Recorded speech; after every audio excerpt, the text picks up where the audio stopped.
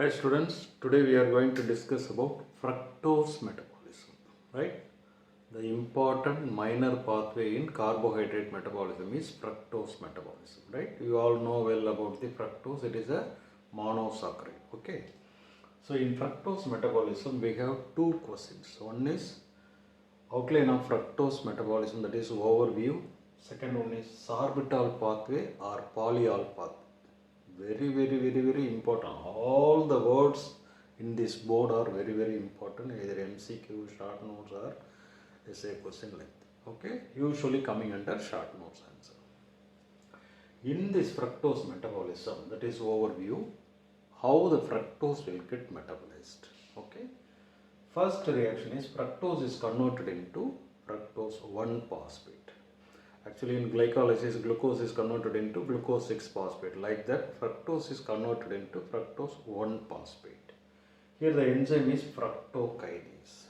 So kinase means automatically one ATP is utilized, converted into ADP, right?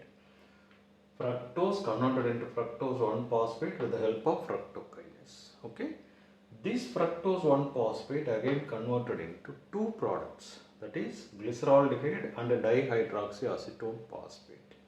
Here the enzyme is aldolase-B. Actually we have two enzymes, aldolase A and B. Here in fructose metabolism we are using aldolase-B, which converts fructose 1-phosphate into glyceraldehyde plus dihydroxyacetone phosphate. These two combines and produces finally glyceraldehyde 3-phosphate with the help of one triose kinase. Again kinase, so one more ATP molecule is utilized. So the final end product is glyceraldehyde 3-phosphate. Depending upon this glyceraldehyde 3-phosphate enters into glycolysis or lipid lipogenesis or triacyl glycerol synthesis pathway, right?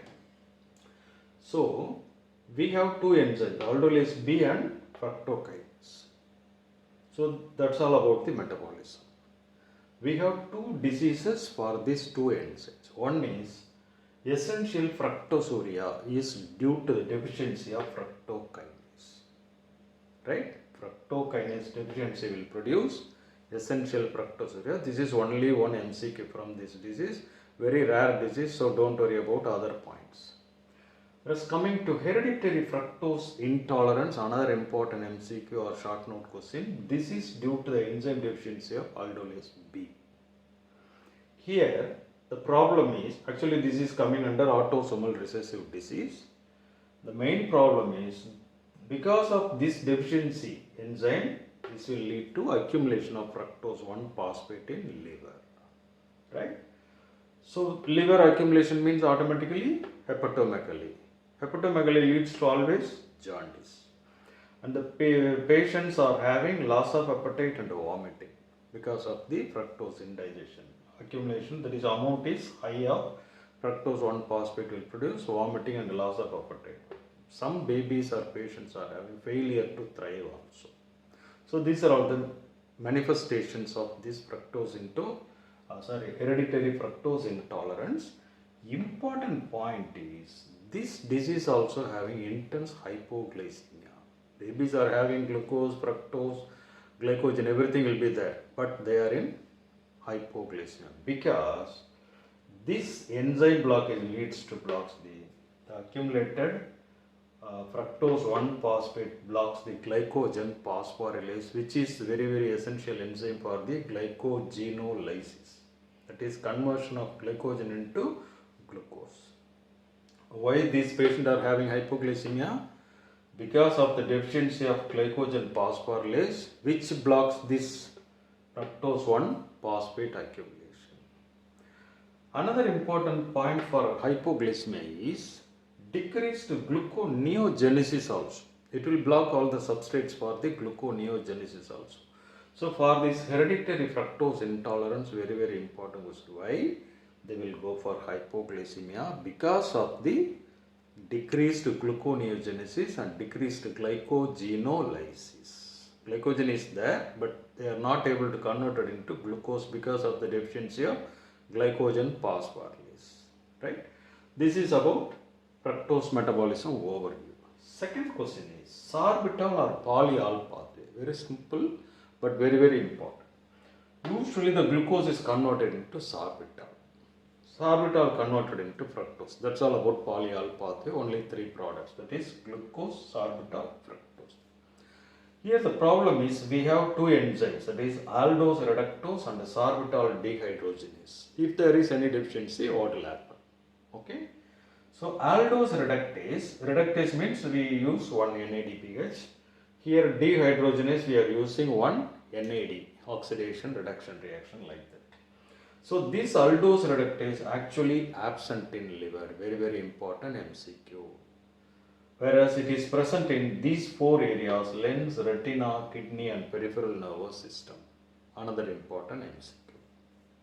Right? Aldose reductase is absent in liver. This sorbitol is converted into fructose by sorbitol dehydrogenase. Okay? This sorbitol dehydrogenase is present in liver, ovaries and sperm cells. This is another important MCQ. Okay. Finally, this fructose enters into glycolysis, that is converted into fructose 1-phosphate and 6-bisphosphate like that. They will be entering into glycolysis. Here, this aldose reductase converts sorbitol. Okay, suppose this sorbitol dehydrogenase is absent or deficiency. What will happen? Automatically sorbitol will get accumulated.